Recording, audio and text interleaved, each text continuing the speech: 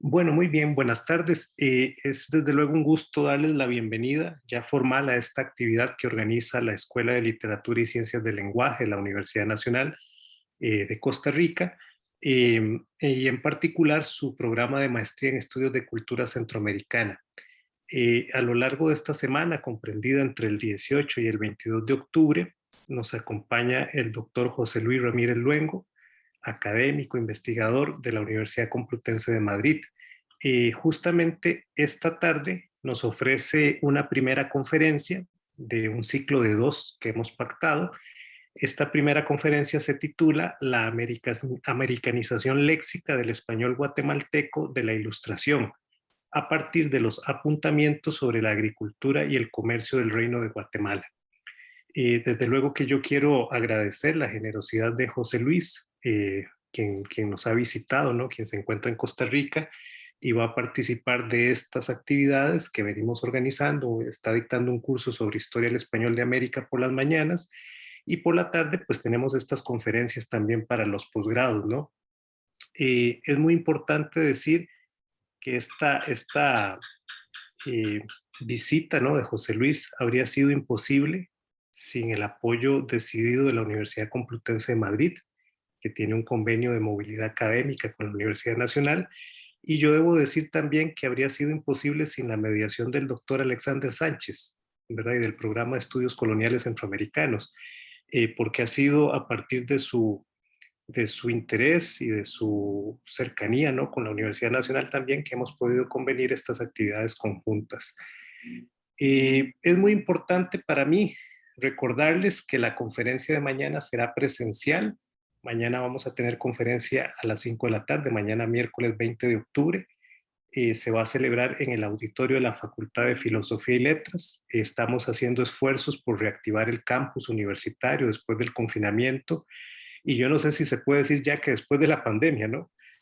Pero bueno, digamos, después del periodo más crítico, ¿no? Los invitamos, ojalá que nos puedan acompañar. Lamentablemente no puedo invitar a los estudiantes todavía porque las restricciones lo impiden, pero sí que puedo invitar a los académicos. Aquí hay varios colegas nuestros que nos acompañan y ojalá que mañana se puedan sumar a esa actividad presencial, que será también la forma de conocer ya a José Luis de una forma más directa, ¿no? De una manera más directa, que es un poco lo que se nos ha impedido en estos meses, ¿no?, tan difíciles. Hay una cosa más que quisiera señalar. Eh, Estas actividades también las estamos realizando en un periodo en particular. Durante estos meses, la maestría en estudios de cultura centroamericana está recibiendo candidaturas. Este proceso no va a finalizar hasta el 5 de noviembre. Incluso el 5 de noviembre vamos a recibir candidaturas, porque en febrero de 2022 comenzamos una nueva promoción del énfasis en literatura, que sería ya la octava promoción a lo largo de la historia de la maestría. Todas las personas que tengan interés se pueden comunicar con nosotros. El correo es mecc@una.cr, y allí les vamos a brindar todos los detalles del caso.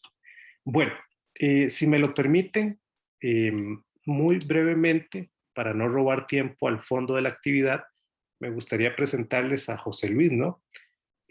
Bueno, voy a decir algunas cosas a sabiendas de que esto es un resumen verdaderamente mínimo, ¿no?, de su trayectoria, porque aunque José Luis es un profesor joven, lo cierto es que tiene un currículo envidiable, ¿no? Vamos a ver, lo voy a resumir de una forma muy, muy concreta, ¿no? El doctor Ramírez Luengo es docente e investigador en el Departamento de Lengua Española y Teoría de la Literatura de la Universidad Complutense de Madrid. Doctor en Filología Hispánica, se ha especializado en el estudio del español de América y más particularmente en la historia de la lengua y los documentos coloniales del antiguo Reino de Guatemala. Ha participado en casi una veintena de encuentros de especialidad, casi una centena, perdón, de encuentros de especialidad, y ha realizado estancias de investigación en numerosas universidades, incluidas entre ellas la Universidad Nacional de Mar del Plata, la Universidad de la República Oriental de Uruguay, la Universidad de Buenos Aires, la Universidad Nacional Autónoma de México, la Universidad de Sevilla y la Universidad de Lisboa. Ha publicado poco menos de un centenar de artículos científicos y sus trabajos constan en más de 50 volúmenes colectivos. Es autor, entre otros títulos, ¿no?, hay bastantes más, pero yo voy a citar unos pocos nada más para hacerles una idea a ustedes, ¿no? Es autor de Breve Historia del Español de América, publicado en Madrid por Arcolibros en 2007 y con reediciones en 2010, 2014, 2017 y 2019. También es autor de este otro título, La lengua que hablaban los próceres, el español de América en la época de las independencias, publicado en Buenos Aires por Voces del Sur en 2011. Y aquí, si me permiten una digresión, justamente en ese marco un poco pensábamos en esta conferencia de hoy, ¿no? Lo cierto es que en septiembre hemos celebrado el bicentenario de la independencia, ¿no? Del antiguo reino de Centroamérica, de sus provincias, ¿no? De sus jóvenes naciones. Eh, y le planteaba a José Luis, cuando hablamos acerca de su visita, sobre la posibilidad de hacer alguna conferencia que tuviera que ver con esto, ¿no? Con la forma en que los próceres, los ilustrados centroamericanos pensaban y hablaban, ¿no? Cómo en su lengua está ya un poco, digamos, el germen, ¿verdad? De todas estas ideas de transformación social, de proyecto civilizador. Bueno, es también autor de otro libro que yo les pongo aquí, les hago la mención porque me parece que es también un poco, da cuenta del trabajo de José Luis, ¿verdad? Que es una recopilación de textos para la historia del español, Honduras y El Salvador, 1650-1819, publicado en Alcalá de Henares por la Universidad de Alcalá en 2017. Y también de eso podremos hablar, ¿verdad? Porque es muy interesante este trabajo que va aunando el estudio documental con la comprensión de la lengua y de su evolución histórica, ¿verdad? Porque, claro, no podríamos separar el funcionamiento general del lenguaje del desarrollo histórico de la cultura regional, ¿no? Entonces, un poco eso es lo que les decía. Bueno, desde luego que mi resumen no le hace justicia a José Luis, pero es una forma también de que ustedes tengan una, una, una idea general acerca de su trayectoria, sus intereses y su trabajo. Bueno, tal vez explicar la dinámica muy brevemente. Vamos a escuchar la exposición de José Luis y luego tenemos espacio con toda tranquilidad, con un ambiente relajado para atender consultas, preguntas, comentarios que ustedes quieran proponerle a nuestro expositor. Bueno, le dejo la palabra a José Luis. Buenas tardes, José Luis. Muchísimas gracias y buenas tardes. Voy a comenzar por compartir una pantalla. Los que me conocen saben que soy torpe para estas cuestiones, de manera que entiendo que ya se está viendo. Y dicho esto, quiero comenzar agradeciendo a la Universidad Nacional de Costa Rica por esta invitación, por la invitación para esta conferencia, también al profesor Gabriel Baltodano por tomarse la molestia de organizar todo esto. Todos sabemos cómo es nuestra burocracia, y he de añadir un nuevo agradecimiento porque me ha definido como profesor joven y uno cada vez escucha menos eso, de manera que se agradece mucho. También quiero seguir con los agradecimientos y quiero agradecerles a todos ustedes que me permitan hablar de este tema, que es un tema que realmente me interesa mucho desde los últimos años, ¿verdad? O los últimos tiempos, que tiene que ver precisamente con los procesos que sirven para dotar de personalidad al español de América. Si me permiten una forma de definir este interés que yo tengo, quizá un poco coloquial, pero para que nos entendamos rápidamente, la pregunta que yo quiero responder es: ¿desde cuándo los hispanoamericanos hablan tan hispanoamericano, ¿verdad? Con esta personalidad tan propia. Esta cuestión la he estado estudiando desde el punto de vista fónico en algunos artículos y también últimamente desde el punto de vista léxico. Precisamente de lo que les voy a hablar es de esta cuestión de estos procesos que sirven para dotar de personalidad, como iba diciendo, en el léxico y de una de las repúblicas centroamericanas, una de estas repúblicas hermanas centroamericanas, como es el caso de Guatemala. Quiero también decir que esta presentación yo la entiendo como un ensayo de metodología, es decir, les voy a proponer una metodología que yo utilizo para analizar estas cuestiones y quiero decir esto porque van a ver que a lo largo de la presentación van a aparecer puntos que podemos discutir, si quieren van a aparecer muchos problemas, muchas cuestiones que yo me sigo preguntando y sobre las que sigo reflexionando, muchas dudas que todavía no sé cómo solucionar, de manera que me parece muy interesante presentarles a ustedes amago de investigación o este amago de metodología de análisis para que precisamente pues, podamos discutirla y estoy seguro pues, que me puedan dar algunas de las soluciones que yo todavía no tengo. Vamos a comenzar entonces por una primera introducción a lo que sabemos sobre la historia del español guatemalteco, o en realidad a lo mucho que no sabemos, y por eso he querido llamarlo como una tarea por hacer. Fíjense que hace ya 50 años, en 1968, Lope Blanch definía el español de Guatemala como una de las modalidades peor conocidas hasta ahora, sin indicios de que esta situación vaya a cambiar en un futuro próximo. Pues bien, desgraciadamente esta cita es una cita que sigue siendo de actualidad, es decir, sigue siendo una variedad lingüística sobre la que sabemos muy poco, aunque también es verdad que, por suerte, sabemos un poco más que en la época de Lope Blanch. Les he apuntado ahí una serie de trabajos sobre el español de Guatemala en la sincronía, la descripción del español en este momento. Es mucho lo que nos falta por saber, como les estoy diciendo. Por ejemplo, es mucho lo que nos falta por saber sobre la distribución social y geográfica de algunos fenómenos. Es mucho lo que nos falta por saber sobre la distribución de estos fenómenos o la caracterización del habla de los bilingües y del habla de los monolingües, pero aún así, por más que sea mucho lo que nos queda por estudiar, también es cierto que tenemos ya una serie de estudios que arrojan luz sobre la cuestión. Ahí les he apuntado algunos estudios generales como el de Verdugo o el de Sánchez, algunos que se centran en cuestiones fónicas como el de Predmore, el de Canfield, Alvar, Herrera Peña, etcétera, cuestiones morfosintácticas o cuestiones léxicas, ¿no? Los trabajos de Sandoval, de Armas y de Rubio. Son algunos, son unos ejemplos de lo que hay. Algo parecido a esto que les acabo de decir, esta cuestión de nuestro desconocimiento todavía sobre el español de Guatemala, algo parecido se puede decir en el ámbito histórico, en los estudios dedicados a la historia del español guatemalteco. Perdón. En este caso, nuestros conocimientos son todavía más parcos, todavía menores, y por tanto nuestro desconocimiento es todavía mayor.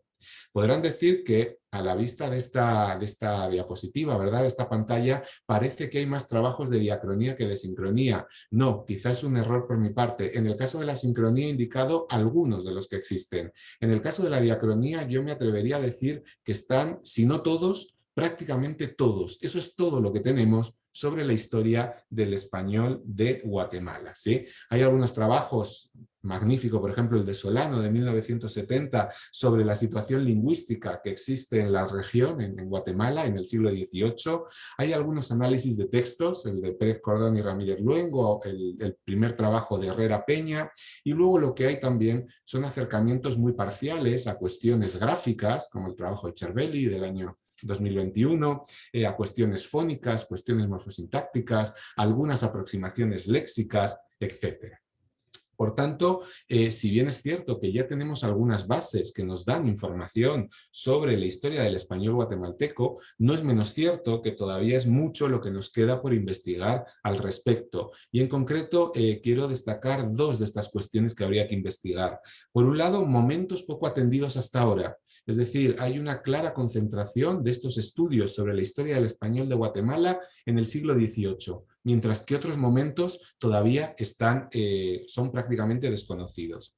Y por otro lado, también nos queda investigar ciertos niveles lingüísticos que por sus propias características, como es el léxico, pues es necesario analizarlos desde muchos puntos de vista, teniendo en cuenta las múltiples unidades con las que cuenta.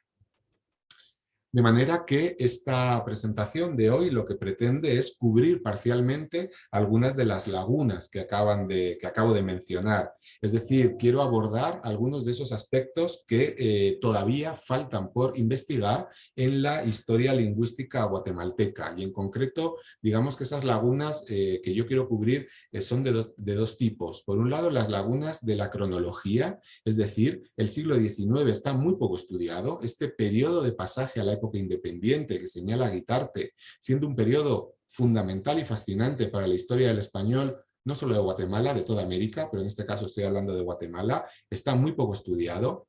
Y por otro lado, quizá también dentro del nivel léxico, es otro de estos reforzamientos que pretendo dar con esta charla, me interesa la cuestión del nivel léxico, pero atendiendo no tanto a la presencia o a la ausencia de determinadas unidades léxicas, de determinadas palabras, sino en realidad me interesa analizar los grandes procesos de transformación, los grandes procesos de cambio que terminan por dotar al español, al léxico del español guatemalteco de la identidad que posee. Fíjense, por tanto, que frente a los estudios que yo denomino de historia de las palabras, ¿verdad?, donde se analizan unidades léxicas específicas, aquí lo que a mí me interesa es hacer una historia del léxico entendido precisamente como un nivel lingüístico estructurado. Vamos a estudiar estos grandes procesos que afectan al léxico como tal, no a voces específicas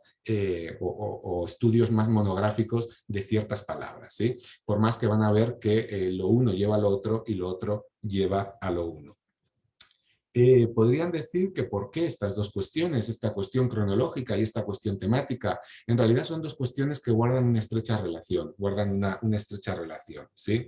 Fíjense que lo que pretendemos en este trabajo, en esta charla, ¿verdad?, es describir cómo se configura ese mapa léxico que va a terminar dotando de personalidad al español de Guatemala. Bueno, pues no sorprende que si lo que pretendo es esto, me centre en este momento específico del siglo XIX, porque es precisamente en esta época, de acuerdo con ese trabajo de Guitarte, que les recomiendo, es un trabajo magnífico, como todo lo que escribía Guitarte, pero especialmente, este periodo final de la época colonial es, de acuerdo con lo que él señala, el momento, y cito, cuando el español americano cuajó en la forma que hoy básicamente posee.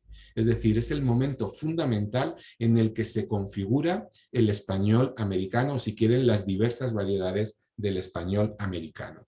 Esto es algo que se ha estudiado de forma todavía pues parcial, ¿verdad? Pero tenemos ya una serie de cuestiones que nos demuestra que es así, o una serie de trabajos. Por ejemplo, quiero citar el trabajo de Concepción Company del año 2007, su discurso de incorporación a la Academia Mexicana de la Lengua, donde analiza cómo una serie de rasgos sintácticos muy identificadores del español mexicano, centro-mexicano, se imponen ya en el siglo XVIII, ¿sí? O, por ejemplo, yo hace unos años publiqué un trabajo sobre la pronunciación del español de Guatemala, también en el siglo XVIII, y lo que descubrimos es que los fenómenos que hoy se dan en Guatemala ya estaban ahí en el siglo XVIII. Por tanto, fíjense cómo este periodo es fundamental, porque es el periodo en el que se está produciendo esta generación de la identidad lingüística americana y, bueno, estamos hablando de 1811, es cuando va a cristalizar todos estos procesos. Por tanto, ¿cuáles son los objetivos de esta charla? Pues los tienen ahí apuntados en el punto 2, ¿sí? El objetivo fundamental sería analizar los procesos de americanización léxica que se descubre en una obra específica, en estos apuntamientos sobre la agricultura y el comercio del Reino de Guatemala. Luego les diré por qué esta obra y luego les diré cuál es su importancia en la historia léxica de Guatemala. Es decir, la idea es estudiar esta americanización con el propósito de constatar si existe ya en estos momentos cierta personalidad que, en lo que se refiere al léxico, permite hablar de un español propiamente guatemalteco y permite distinguir al español de Guatemala del español de otros territorios del continente. Eso sería el objetivo fundamental. Los objetivos específicos que nos van a permitir responder a esta cuestión son los que tienen ahí en el epígrafe 2, ¿verdad?, con las letras A, B, C, D y E. Por un lado, comprobar la existencia de tales procesos en el vocabulario de la Guatemala preindependentista, lo acabo de decir. Después, describir y clasificar los diversos procesos registrados, tanto desde lo cualitativo como desde el punto de vista cuantitativo, que es una cuestión para mí fundamental para poder demostrarles objetivamente cuáles son las preferencias que se producen. En tercer lugar, atender a diversos factores que nos permitan explicar mejor la estrategia de americanización, cuál es el campo nocional en el que se produce, cuál es la etimología de los vocablos, cuál es la extensión de uso, entre otros. Luego voy a hablar de esto más detalladamente. Por último, algo fundamental que creo que ha salido esta mañana también en el curso y que es algo que también me da muchas vueltas últimamente, relacionar los resultados que encontramos en este texto, en la lengua de Guatemala, con la situación sociohistórica de la región, es decir, buscar las causas históricas que explican estos procesos lingüísticos en la medida de lo posible. Y por último, poner en relación estos hallazgos de este corpus con lo que ya sabemos de otras áreas centroamericanas. Voy a estar comparando estos resultados, por ejemplo, con los que ya tenemos de otro ensayo ilustrado, pero en este caso producido por un autor salvadoreño de Santa Ana, precisamente para ver si las tendencias que registramos son tendencias propias de este texto o son tendencias que podemos decir más generales de los ilustrados centroamericanos. Esa es la idea en la medida de lo posible. En cuanto al corpus, ¿qué son estos apuntamientos? Como ven, estos títulos tan largos, ¿verdad? Tan del gusto de la época, apuntamientos sobre la agricultura y el comercio en el Reino de Guatemala. Se trata de un ensayo ilustrado de carácter económico que se publica en Nueva Guatemala de la Asunción, la actual ciudad de Guatemala, la capital de la República, en 1811. Es un texto producido en la imprenta de don Manuel de Arévalo, que es uno de los grandes impresores de los primeros años del siglo XIX. Se trata de un volumen relativamente amplio, fíjense que tiene casi 200 páginas, que se compone de diversos apartados. Ahí les he señalado los apartados de los que se compone.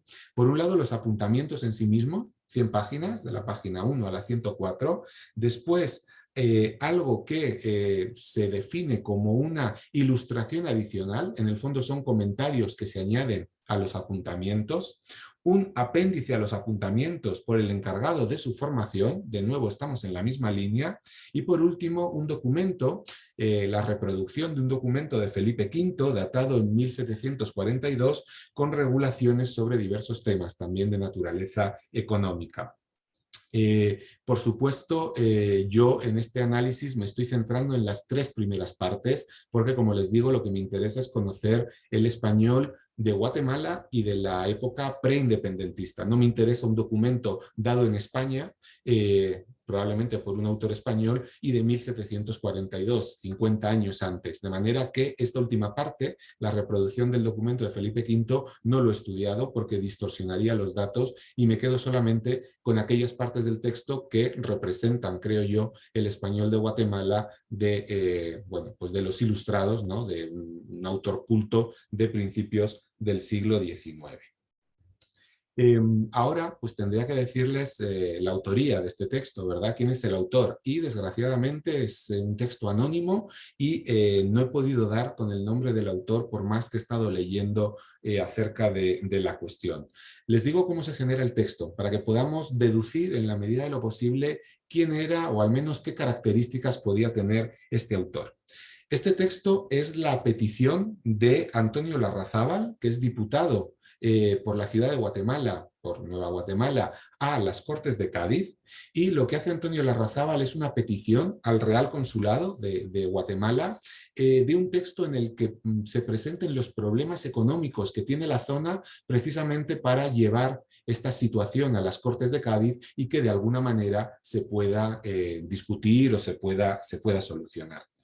De manera que, aunque no sabemos quién es el autor del texto, podemos suponer, en fin, estamos seguros por una serie de cuestiones que aparecen en la introducción, que se trata de algún miembro del Real Consulado de Guatemala. Es decir, no me cabe duda de que se trata de un criollo, de que es una persona culta, que está imbuido de las ideas ilustradas y que era claramente un hablante monolingüe del español. Quizá tenía algún conocimiento de las lenguas mayas, yo creo que era un hablante monolingüe. Es decir, estamos hablando de una persona de la élite económica, social y cultural de Guatemala en estos momentos.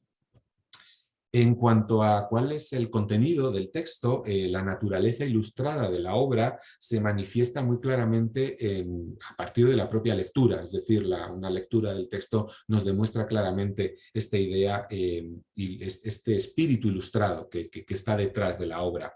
Pero es que además este afán reformista, esta intención de modificar y mejorar, ¿verdad?, lo que es la situación de Guatemala para conseguir la felicidad, que era una palabra muy querida por los ilustrados, se ve explícitamente en algunas cuestiones, como por ejemplo en el siguiente párrafo que les voy a leer. Es un poquito largo, pero permítanme leerlos. Dice lo siguiente, la introducción del texto. Este consulado de Guatemala, penetrado de su celo e instruido por experiencia de los obstáculos que obran contra los buenos resultados de la agricultura y comercio del reino, intenta demostrarlos en este papel e indagar los medios más adecuados a su remoción. Fíjense cómo está claramente esta idea ilustrada de el progreso, de la mejora, de esta idea de la ciencia entendida de una forma muy, muy amplia. Y esto lleva a que dentro del texto aparezcan cuestiones muy variadas. Les señalo simplemente algunas, hay más cuestiones. ¿De qué habla el texto? Por ejemplo, de los problemas agrarios de la región. Por ejemplo, de la decadencia nacional, o en este caso de la decadencia de Guatemala, por el abandono de la industria. Se habla de la política fiscal del Reino Unido como un ejemplo de lo que hay que aplicar al caso de Guatemala. Se habla de las ventajas del proteccionismo frente al liberalismo. Fíjense esta idea de la cultura de quien escribe este texto, ¿verdad? Se habla de la necesidad de transformar el sistema educativo para desarrollar las manufacturas, casi abogando por el abandono quizá de lo que era la universidad tradicional y la aplicación de una universidad mucho más práctica, ¿verdad? Aplicada a cuestiones prácticas. Se ve una clara apuesta por el fomento de la industria. Se dan noticias de historia económica. Se habla, por ejemplo, de las ferias de Medina del Campo de 1514, lo que nos está hablando de un autor extremadamente culto y además extremadamente al día de lo que se está escribiendo sobre esta cuestión. ¿Por qué? Porque dentro del texto se citan autores europeos, se cita al francés Fleury, se cita a Humboldt, se cita a Terreros, al lexicógrafo Terreros, ¿verdad? Y también autores cultos americanos. Por ejemplo, aparece el jesuita novohispano Clavijero. Fíjense que todas estas cuestiones me llevan otra vez a cuál es el nivel de formación de esta persona. Evidentemente, alguien que escribe un texto con todas estas cuestiones necesariamente tiene que ser alguien muy culto que además pertenece a estas, o digamos que sigue estas ideas ilustradas. De ahí que aunque no conozcamos el autor, podamos ubicar muy bien a este anónimo autor del texto en unas coordenadas sociales y culturales muy, muy claras. Fíjense también que la multiplicidad de temas tratados, el hecho de que hable sobre todas estas cuestiones, determina la importancia de este texto desde el punto de vista léxico. Es decir, el afán que tiene el autor de hablar de todas estas cuestiones le lleva a introducir una gran riqueza léxica en el texto. Es un texto riquísimo desde el punto de vista léxico. Pues, yo voy a hablar aquí de los procesos de americanización, pero por ejemplo, este texto es maravilloso para estudiar el léxico de la economía en la Guatemala del siglo XVIII, para estudiar, por ejemplo, la cuestión de los latinismos. Aparecen latinismos que tienen son prácticamente japas léxicos, es decir, tienen una o dos apariciones. Es muy interesante para estudiar los préstamos ingleses y los préstamos franceses. Es decir, es un texto maravilloso desde muchos puntos de vista, no solo desde el punto de vista que yo estoy trabajando.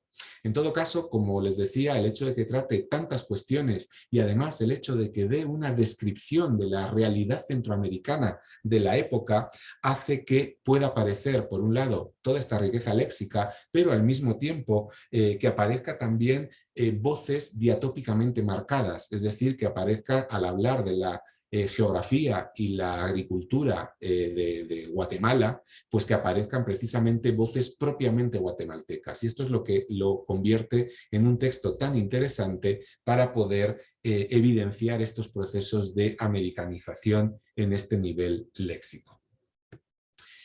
Antes de pasar al análisis, me gustaría decirles rápidamente, ¿verdad? No quiero robar demasiado tiempo, o definir una serie de conceptos que creo que van a ser importantes para que puedan seguir este análisis que voy a hacer. Es decir, me parece necesario establecer un marco conceptual que sirva para explicar cómo entiendo los conceptos que estoy aplicando.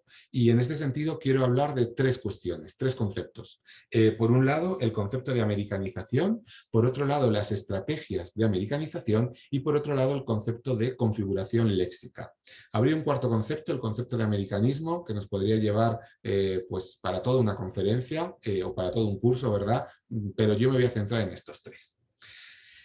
¿Qué entiendo yo por la americanización? Entiendo precisamente por esa necesidad de adaptar, en este caso léxicamente, el español al nuevo mundo. Es decir, los españoles llegan a América y descubren que su herramienta de comunicación no es apta, no es útil para hablar de la realidad americana. Era perfectamente útil para hablar de España, estaba preparada para eso, pero no para hablar de América. De manera que lo que van a tener que hacer es introducir cambios, generar modificaciones que transforme a esta herramienta inútil en América en una herramienta perfectamente útil. Van a tener que americanizarla y de esa forma entiendo yo el proceso de americanización.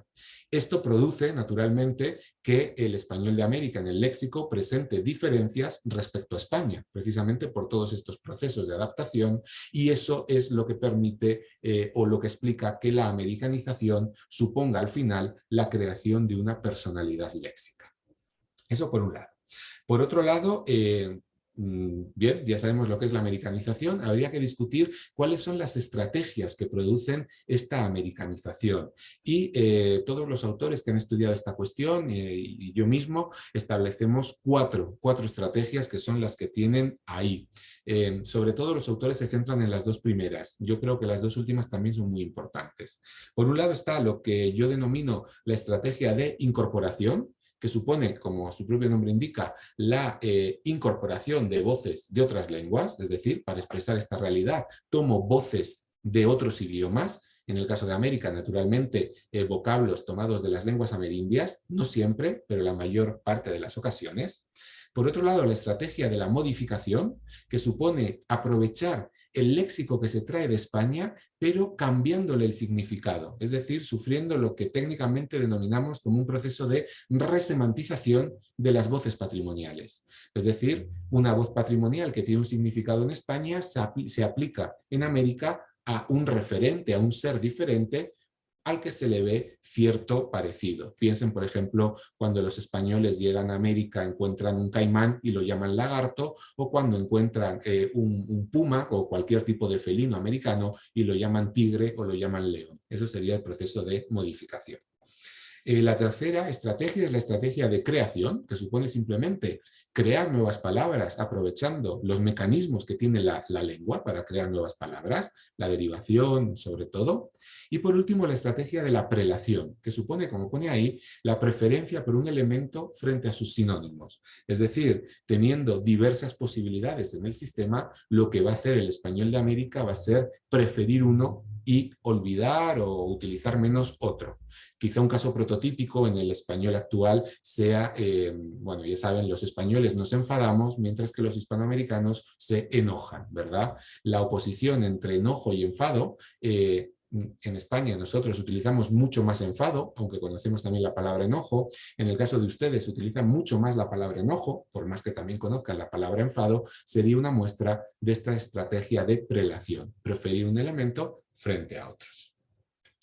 Y la tercera cuestión que me interesa es la configuración léxica, ¿verdad? Que tiene que ver con dos de estas estrategias. Es cierto que las cuatro estrategias que he señalado son importantes, pero no los menos que algunas de ellas son más importantes, porque son más frecuentes, porque son más utilizadas y en concreto las más importantes son la incorporación y la modificación. Bueno, precisamente esta cuestión de la incorporación y la modificación nos permite establecer la configuración léxica, que yo defino, como aparece ahí, como la preferencia que muestra una determinada variedad dialectal por una de las posibles estrategias que se emplean a la hora de dialectalizar el léxico. Es decir, todas las variedades de América utilizan las cuatro estrategias, pero no las utilizan con la misma frecuencia. Algunas variedades americanas prefieren, para solucionar este problema, incorporar voces tomadas de otras lenguas. Otras variedades americanas prefieren, para solucionar el mismo problema, modificar voces propiamente españolas. Por tanto, fíjense que, repito, todas las variedades van a utilizar todas las estrategias, pero no con la misma frecuencia, una cuestión de tipo cuantitativo. Y lo interesante es que estas preferencias, esta configuración léxica, no se produce al azar, sino que guarda relación con una serie de cuestiones de tipo sociocultural de las sociedades en las que se están generando estas variedades lingüísticas. Les apunto algunas cuestiones, habría que analizarlas con calma. El contacto más o menos temprano de los españoles con la población indígena de la región, el contacto más o menos abundante, la mayor o menor presencia de los indígenas en la sociedad colonial, el estatus más o menos prestigioso de estas lenguas. Todo esto son algunos de los factores que van a explicar por qué algunas variedades prefieren la incorporación y otras variedades prefieren la modificación, por más, repito, que todas tengan las dos estrategias o en realidad las cuatro. Esto va a dar lugar a diferentes configuraciones léxicas, diferentes preferencias. Bueno, pues precisamente todos estos principios nos van a servir, ahora sí, ahora ya, para analizar el texto, para analizar estos apuntamientos y así poder describir, poder señalar cuáles son los procesos de americanización que se producen ya en el español guatemalteco del siglo XIX. Primero, ver si se producen y después cuáles son y qué características tienen. A esto voy a dedicar el resto de la conferencia. En primer lugar, la propia lectura del texto nos demuestra que el autor, este anónimo autor, probablemente no, seguro que era criollo, ¿verdad? Es consciente de que existen en estos momentos peculiaridades léxicas que identifican su forma de hablar frente a las de otras zonas del dominio hispánico. Y esto se ve precisamente en la necesidad que experimenta en ocasiones de hacer explícito el significado de las palabras, probablemente ante el temor de que su lector no entienda qué es lo que quiere decir. Ahí les he apuntado algunos ejemplos. Fíjense en el ejemplo 1, cuando habla de llanos inmensos o sabanas, ¿sí? Probablemente quiere utilizar la palabra sabana, pero se da cuenta de que quizá no lo entienden bien si dice sabana. Entonces la explica con este llanos inmensos. Todavía más claro en el punto 2, habla de cuántos indios se ocupan en las 90 raciones de zacate y pone una nota a pie de página donde dice hierba o forraje para caballerías, ¿sí? O el tercer caso, estos pescadores, donde da una explicación enciclopédica muy amplia para entender, para definir qué se entiende por pescadores en el español de Guatemala en el siglo XIX. Por tanto, fíjense que el propio autor es consciente de que su español tiene unos usos que son propios y que no tienen por qué entender necesariamente las otras personas. Y estos son unas muestras de ello. Claro, la pregunta es, una vez que ya hemos detectado esto, ¿cuáles son las estrategias con las que este autor se enfrenta a esta idiosincrasia, ¿verdad? A este léxico propiamente guatemalteco? Pues muestra varias de las tendencias que tradicionalmente se han señalado en la bibliografía sobre esta cuestión. Tendencias que no son invenciones suyas, es decir, son tendencias que ya aparecen en las crónicas de Indias en el siglo XVI y que se van manteniendo hasta el siglo XIX, en realidad hasta el momento actual, precisamente porque son muy prácticas, porque cumplen muy bien los objetivos que persiguen, ¿sí? ¿Cuáles son algunas de esas estrategias? Por un lado, la definición, ¿sí? Fíjense, es una cuestión muy básica. El tiempo que va a pescar se queda sin milpa. Nota a pie de página explica lo que es milpa, dando una definición. Milpa, siembra de maíz, ¿sí? No se refiere a la finca donde se siembra el maíz, sino a la siembra en sí. A veces lo que establece o la estrategia de explicación es una sinonimia. El traje de las Indias dice compuesto de huipiles y refajos. Ante el riesgo de que no se entienda qué es huipil, porque es una palabra muy propia de Guatemala, entiende el autor, voy a poner el término hispánico refajos que explica lo que es huipil. o esta otra estrategia a mitad de camino entre la descripción y la traducción, que es el ejemplo anterior que ya les he citado de pescadores, ¿sí? Donde se da toda una descripción enciclopédica de qué se entiende por pescadores. Son tres estrategias, ya les digo, que vienen del siglo XVI, no es nada original, pero en este caso aparece además otra estrategia que me parece muy interesante porque es muy propia del siglo ya del XVIII, pero sobre todo del XIX, que es el uso de la cursiva y tiene que ver precisamente con el desarrollo tipográfico y el desarrollo de los impresos, ¿no? Es decir, utilizar una letra, o mejor, utilizar la cursiva en ciertas palabras para dejarle una huella al lector de que ese término es un término peculiar, problemático, en fin, como lo quieran conocer, ¿sí? Ahí les he puesto un ejemplo. Es cierto que el indio propende a la borrachera, pero trabaja para emborracharse y se emborracha con chicha. Y chicha aparece tal cual en cursiva, ¿sí? He de decir, por cierto, que la cursiva no solo se utiliza con esta finalidad de marcar voces dialectalmente o diatópicamente, geográficamente restringidas. Se utiliza también con otras funciones que ha estudiado muy bien el profesor Rivas Tancarrón en un artículo del año 2019, Rivas Tancarrón de la Universidad de Cádiz. Pero fíjense cómo aquí se refleja muy bien esta cuestión, ¿no? De marcar las voces idiosincrásicas precisamente con la cursiva. A veces solo con la cursiva, a veces con la cursiva y otras de las estrategias que ya he mencionado. Por tanto, fíjense que la aparición de estos procedimientos textuales verifica la existencia ya a principios del siglo XIX de cierto grado de especificidad léxica regional. Es decir, el hecho y además la conciencia de que esto es así. No solo esto nos está demostrando que estas palabras ya son propias y son restringidas geográficamente, sino que nos demuestra que los propios hablantes son conscientes de que esto es así. Y además hay otra cuestión que me interesa señalar, y es que si se fijan, vemos que estas voces, ¿verdad?, que tienen esta especificidad regional son, por un lado, indigenismos, milpa, huipiles, chicha, por otro lado, voces hispánicas, pescador en este caso. ¿Qué quiero decir con esto? Que esto ya nos está demostrando que lo que vamos a encontrar en el texto son las dos estrategias de las que estaba hablando. La estrategia de la incorporación, se toman indigenismos que se incorporan al español, o la estrategia de la modificación, voces hispánicas que significan en este contexto algo que no significan en España. Por tanto, estos elementos no solo prueban la existencia de estas preferencias léxicas, de estas especificidades léxicas, sino también, como les decía, que esto se crea por medio de las dos estrategias que he señalado. Lo que vamos a hacer ahora va a ser precisamente estudiar estas estrategias. Vamos a empezar por la estrategia de la incorporación, las voces de los otros. En este caso lo que encontramos son 24 unidades léxicas tomadas de las lenguas autóctonas americanas que nos demuestran, como les decía, una de las estrategias que utilizan, en este caso los guatemaltecos, para solucionar el problema de esta realidad sin nombre, ¿verdad? Esta realidad que hay que nombrar. Lo que hacen es utilizar la estrategia de la incorporación, tomar voces autóctonas, de las lenguas autóctonas americanas. Ahí tienen las 24 voces que aparecen en el corpus. Fíjense que la mayor parte de ellas, prácticamente todas, 22 de 24, son sustantivos y concretos, ¿sí? Sustantivos concretos. Y esto no es algo sorprendente de este corpus, sino que también se da en otros estudios léxicos de Guatemala del siglo XVIII y de otras zonas como por ejemplo El Salvador, también en el siglo XVIII.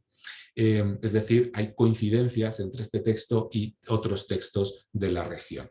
Esto de todas formas no nos sorprende. ¿Por qué? Porque responde a la misma naturaleza de los referentes que hay que nombrar, de estos referentes novedosos. Lo que encuentran los españoles que no conocen y tienen que nombrar muchas veces son realidades materiales, flora, fauna, enseres y utensilios propios de las culturas autóctonas, y evidentemente para expresar elementos como la flora, la fauna o estos enseres, lo que se van a utilizar van a ser sustantivos y además concretos. De manera que este dato que enlaza este texto con otros textos de la época no es en realidad nada sorprendente, sino que es bastante general en lo que tiene que ver con la incorporación de indigenismos al español de América, que la mayor parte de ellos son, como aparece aquí, sustantivos y además sustantivos concretos. Tampoco es demasiado sorprendente lo que tiene que ver con los orígenes, es decir, las lenguas de donde se toman estos indigenismos. Y aunque no es sorprendente, me parece un análisis interesante para que veamos cuáles van a ser los sistemas lingüísticos americanos que van a influir más a la hora de dotar de personalidad al español, en este caso guatemalteco. Ahí tienen las etimologías, los orígenes etimológicos de todas estas voces. Y como ven, claramente predominan, por un lado, el náhuatl y por otro lado, las lenguas antillanas. ¿Sí? Estoy unificando en lenguas antillanas el arahuaco y el taíno. Fíjense que hay que hay voces de otros orígenes, ¿verdad? Del Caribe, del Cuna y del Maya, pero que son puramente anecdóticas, una voz específica. Bueno. ¿Nos sorprende estos resultados? Pues no, porque una vez más estos resultados coinciden con lo que aparece en otra documentación de la época y además responden a unas causas que podemos conocer en general. ¿Por qué tanta presencia de las voces nahuas tomadas del náhuatl? Porque sabemos que el náhuatl se convierte en lengua general, ¿verdad? En todo el virreinato de la Nueva España, y esto explica que sea una lengua prestigiosa y una lengua que aporta muchísimos vocablos a todas las variedades, pues desde México hasta Costa Rica e incluso a Filipinas, ¿no? El español filipino tiene muchísimas voces tomadas del náhuatl. Tampoco nos sorprende la presencia de voces antillanas, porque también sabemos que las lenguas antillanas son las primeras con las que entran en contacto los españoles y por tanto van a ser las que van a, digamos, a entregar los primeros préstamos, ¿verdad?, que van a servir para nombrar la realidad americana. Eso hace que estas voces se vayan a extender por todo el continente, de manera que tener voces antillanas en cualquier variedad del continente nos sorprende, es lo normal y eso es lo que estamos viendo acá. Tampoco sorprende, por ejemplo, el término chicha, esa única voz tomada del cuna, ¿no?, de esta lengua de Panamá, que sabemos que está ahí porque, lo dice Mejías, es una voz específica, por más que el cuna no influya demasiado, esta voz es una voz que se incorpora muy pronto al español y que de nuevo se extiende prácticamente por todo el continente, desde el norte de la Argentina hasta México, de manera que encontrarlo en Guatemala en el siglo XIX, pues tampoco sorprende. Pero hay algo que sí sorprende, y es la ausencia de voces mayas, porque evidentemente Guatemala es un lugar donde se hablan lenguas mayas, de manera que uno podría esperar que hubiera muchos mayismos, y sin embargo no los hay, no los hay. Esto es algo que no solo es propio de este texto. Los estudios que hay sobre historia del léxico de Guatemala o historia del léxico de Yucatán, donde también está la presencia del maya, demuestra que los mayismos se incorporan muy poco a los textos. Y digo a los textos porque el español yucateco actual y el español guatemalteco actual tienen muchos mayismos. De manera que, ¿por qué estos mayismos no pasan a la documentación del siglo XIX, a la documentación colonial o del siglo XIX? No tenemos una respuesta demasiado satisfactoria. Yo tengo varias hipótesis, pero respuesta satisfactoria como tal, les confieso que ni yo, o sea, yo no la tengo, y lo que he estado leyendo tampoco. Parece que todavía no sabemos por qué esto es así, pero es así. Es algo que aparece con cierta frecuencia.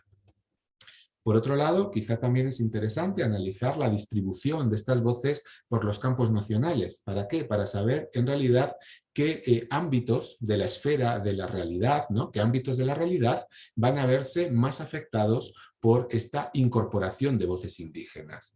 Y bueno, aplicando esta distribución con todos los problemas que puede tener, ¿verdad?, lo que encontramos es lo que aparece ahí.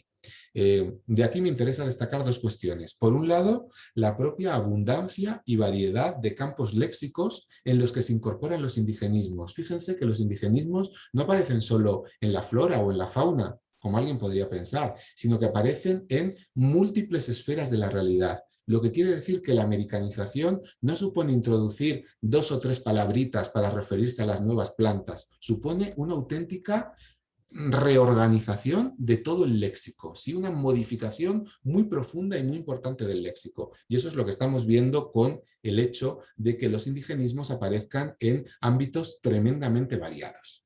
Por otro lado, por más que esto es así, también es verdad que encontramos los indigenismos en unos ámbitos específicos, en este caso en la agricultura, en los enseres y utensilios, en la organización social, y de nuevo tampoco sorprende que sea así, es algo esperable. ¿Por qué? Porque evidentemente la concentración de indigenismos en estos campos específicos tiene que ver, por un lado, con la originalidad de América en estas cuestiones, la originalidad de la flora, ¿verdad? De lo que es los productos agrícolas americanos, la originalidad de los enseres y utensilios de las culturas autóctonas y la originalidad también de la organización social. Por tanto, los españoles se encuentran con esos campos nacionales donde hay muchos elementos desconocidos y lo que hacen es echar mano de estos indigenismos. Por lo tanto, fíjense que tampoco sorprende que por más que los indigenismos aparezcan en muchos campos semánticos, aparezcan más todavía en algunos específicos que guardan relación con cuestiones, una vez más, de tipo histórico. Por último, para ver cómo puede afectar esta estrategia de la incorporación a la dialectalización del español guatemalteco, a dar esta personalidad al español guatemalteco, he querido analizar la distribución de estas voces por América, ¿sí? Y lo que descubrimos es, por un lado, que algunas de estas voces tienen alcance continental, no identifican a Guatemala como tal, ¿sí? Fíjense, voces como cacao, hamaca, maíz o piragua se utilizan o bien en todo el continente o bien en amplísimas zonas del continente. Por tanto, no resultan demasiado interesantes para hablar de la personalidad del español guatemalteco. Sí que son más interesantes las que vienen a continuación. Yo he partido del DAMER, del Diccionario de Americanismos de la Asociación de Academias de la Lengua, para ver cuál es la distribución de estas voces a día de hoy. Esto es un problema. Esto no quiere decir que la distribución en el siglo XIX fuera la misma, pero digamos que es una aproximación, ¿verdad?, que habría que matizar.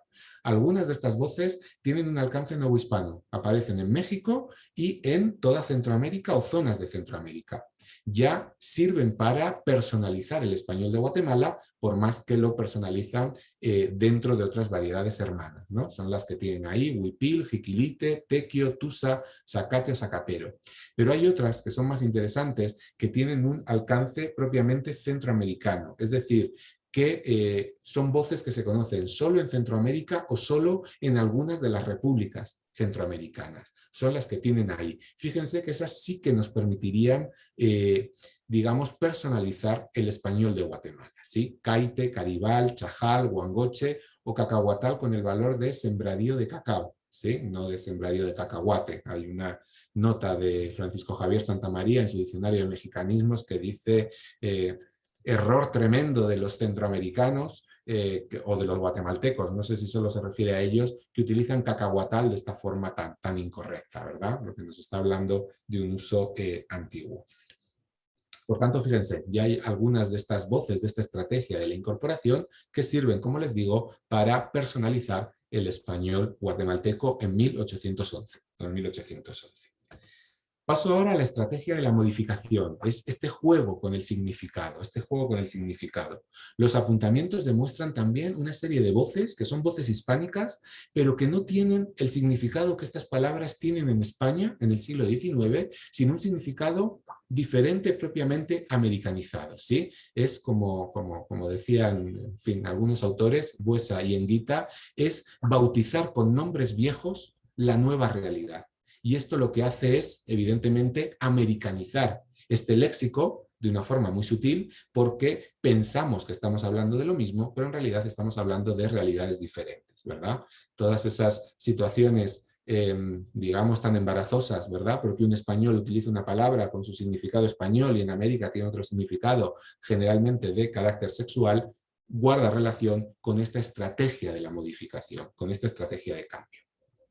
Ahí les apunto las voces que aparecen, 28 voces, son esas que aparecen ahí. Esta cuestión es una cuestión que no está exenta de problemas, es más, podríamos discutirlos porque los problemas son muchos y muy variados, pero en principio podemos decir que estas 28 voces patrimoniales hispánicas presentan un valor diferente en América. Y lo que es interesante es que también muestran algunas de las posibilidades formales que señalan Buesa y Enguita. A veces lo que se utiliza es un derivado, ¿sí?, para indicar que la realidad americana se parece a la española, pero no es igual. Galerón, derivado de galera; indianilla, derivado de indiana. A veces se marca con un complemento geográfico. Ropa de la tierra, tejido de la tierra, ¿sí? Estos elementos, ¿verdad?, que lo que te están indicando, ¿sí?, es que, bueno, los referentes son parecidos, pero no son iguales. Estamos hablando de otra realidad. Otras veces directamente lo que se hace es un uso directo, es utilizar la palabra tal cual con el significado americano frente al significado español. Eso es lo que aparece con más frecuencia en el texto, ¿sí?, en esos 28 elementos, ¿sí? Por ejemplo, español con el valor no de persona nacida en España, sino de persona blanca, ¿sí?, frente a otras posibilidades raciales, ¿no? O hacienda con el valor no de bienes que una persona tiene, que es el uso español, sino de esta idea de finca rústica amplia para el ganado. Por tanto, fíjense que una vez más el texto no se muestra original, sino que utiliza las posibilidades formales que ya existen desde antiguo, desde las crónicas de Indias. No se muestra original porque no le hace falta ser original, porque simplemente con estas estrategias soluciona el problema que quiere solucionar. Si seguimos con la idea que ya he aplicado antes, ¿verdad?, tampoco carece de interés, y al igual que hicimos con el caso de los indigenismos, ver la distribución de estos elementos por campo nocional, es decir, en qué realidades se da sobre todo estos procesos de americanización. Y ahí tienen los datos, ¿sí? Fíjense, una vez más, lo que decía antes, muchos campos nocionales que experimentan este proceso de americanización, lo que nos dice, perdonen que me repita, pero me parece fundamental, que la americanización no es introducir o cambiar 2 o 3 palabritas, es reorganizar de manera absoluta el léxico, ¿sí? El léxico que les llega, lo que hacen es reorganizarlo de una forma totalmente diferente.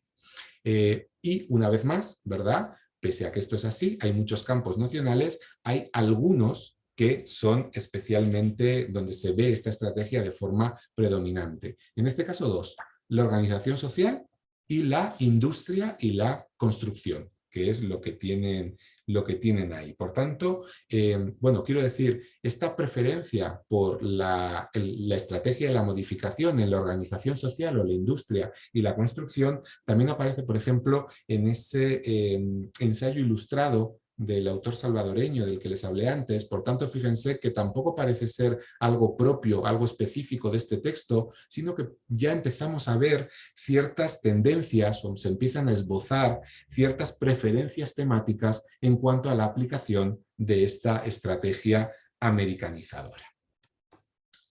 También, si queremos ver cuál es el peso de la estrategia de la modificación para la dialectalización del español guatemalteco, pasa algo parecido con lo que pasaba con los indigenismos. Algunas de estas voces tienen un alcance muy amplio, algunas de carácter prácticamente continental. Doctrina con el valor de pueblo de indios, ¿verdad? Español con el valor de persona de raza blanca, hacienda o tortilla, ¿no?, como masa de maíz, que no es continental, pero bueno, prácticamente de acá, de Costa Rica hacia arriba, pues se utiliza.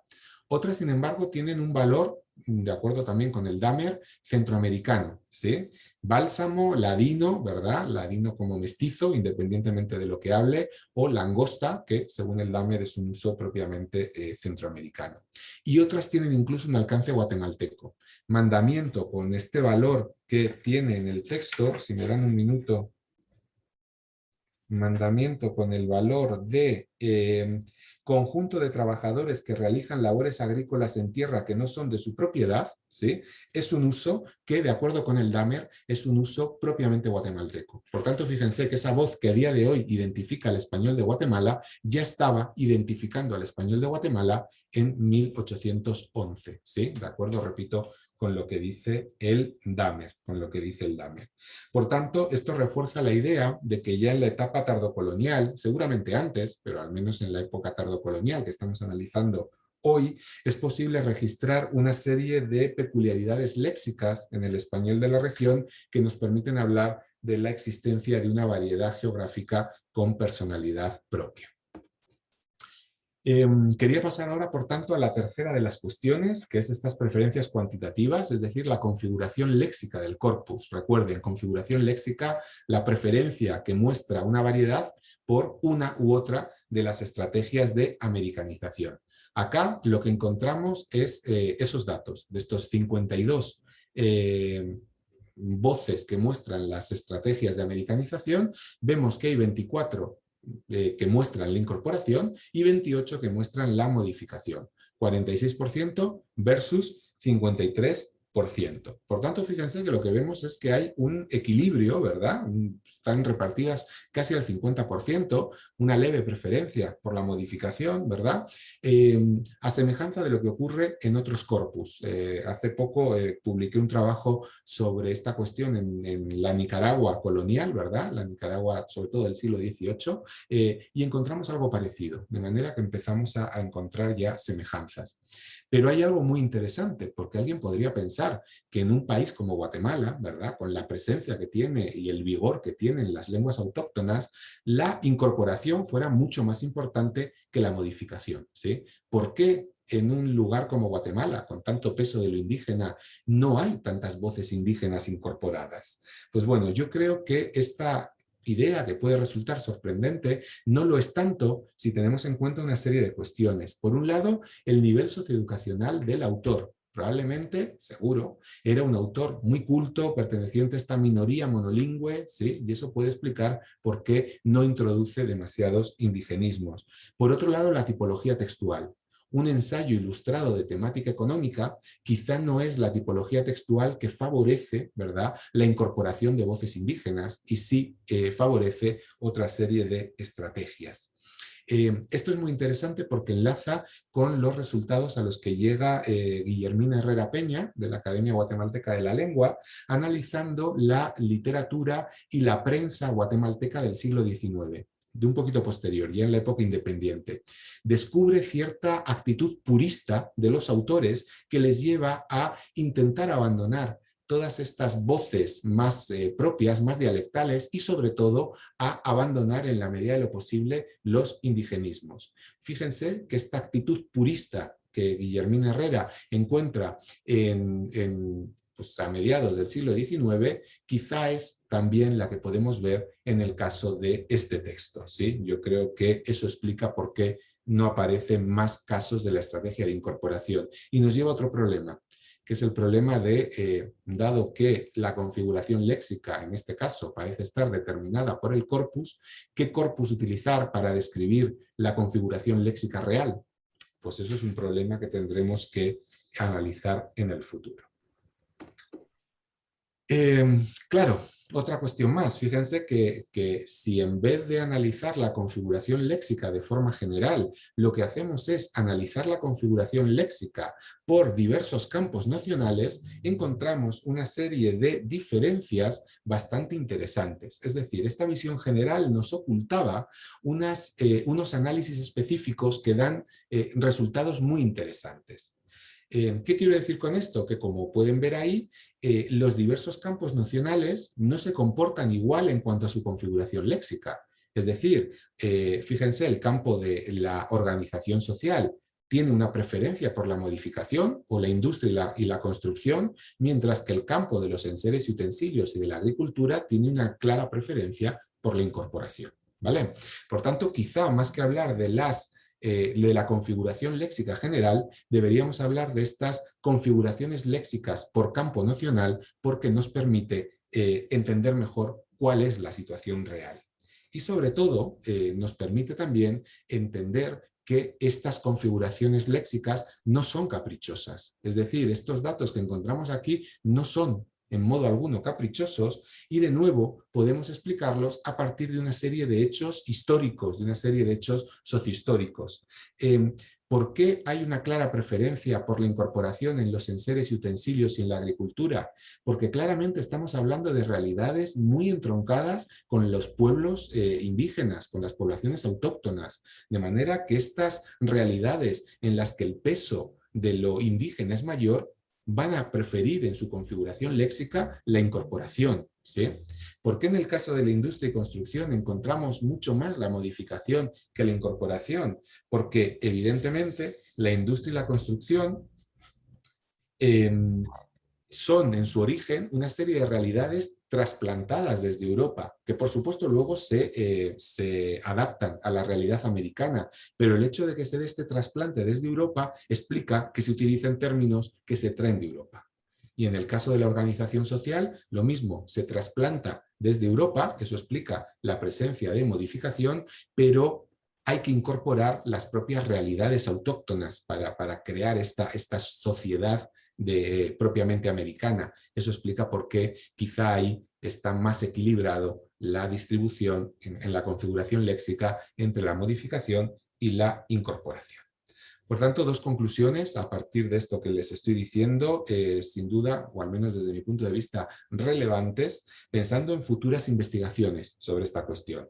Por un lado, que más allá de la configuración léxica general, tenemos que descender a detalle y analizar la configuración léxica de los diversos campos nacionales, porque nos van a dar resultados muy interesantes y mucho más clarificadores que lo que es la simple visión general.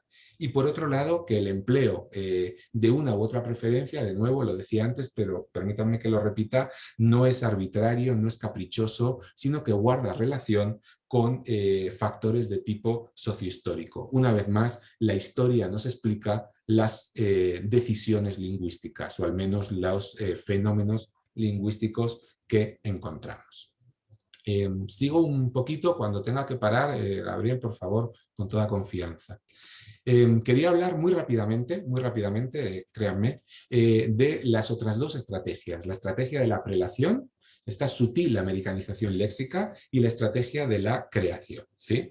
La estrategia de la prelación, ya les he dicho, es otra de las estrategias que sirven para americanizar el léxico y que también encontramos en el texto. También encontramos en los apuntamientos y por tanto también encontramos en Guatemala a principios del siglo XIX. ¿Sí?